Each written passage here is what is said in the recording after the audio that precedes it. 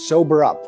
COVID-19 respects no national borders, no social bounds, no political systems, and no cultural values. It hits us just as hard. It levels the world. Facing the pandemic, it is not what happened matters. It is how we respond. For almost a month, it infected thousands in Wuhan in a day, and every hospital bed was occupied. Now, empty beds and closed wards in the city. How did China make it? It is nothing new, but it's worthy to know. According to an initial WHO report, an infected person appears to spread it to an average of 2.6 people. And after 10 generations of transmission, with each taking 5 or 6 days, that one initial case has spawned 3,500 in matters of days. And that is what the world is seeing.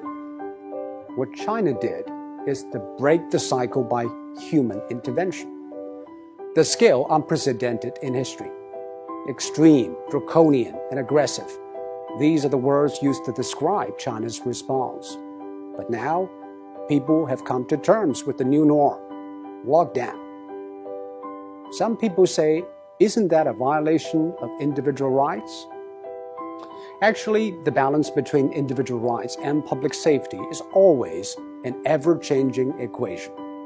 After 9/11, all the airports in the world began to impose draconian safety checks on passengers, and people accepted it because we traded a little of our freedom for the greater good of the public. China imposed the largest and most draconian quarantine in history. Factories shut, public transport stopped, and people stayed indoors. By doing that, it flattened the curve.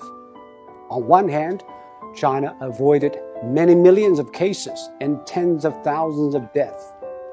On the other, it stretched out the time and made the hospitals restaffed and less strained. This is exactly what Europe and America should know. But public policy needs both ends to agree, the decision makers and the decision takers. Quarantine is indeed extreme and extremely restrictive. It needs the people in lockdown to be honest and cooperative. I think what the people of Wuhan did was exceptional. They had the courage, tenacity, and resilience to stay housebound for days, weeks, and months. Most view the quarantine as a civic duty, and that is why it worked. Public health methods are universal. They either work or they don't. We are all human beings. Our epidemiology is the same, but we have different economies, demographies, and sociologies. Facing a global pandemic, every nation needs a new contract signed between its politicians, businesses, and the public. Desperate times ask desperate measures. This is a desperate time, and we should not put politics ahead of public health, now more than ever. The new coronavirus has been claimed by ideologues. Donald Trump said it justified tighter border control. Bernie Sanders linked it to free healthcare.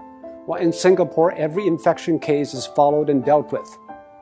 Bit by bit, every country is testing its methods through trial and error.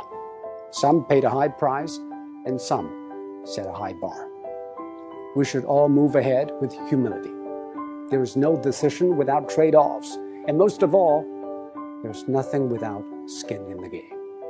And now, the whole world has learned, or is learning, to play.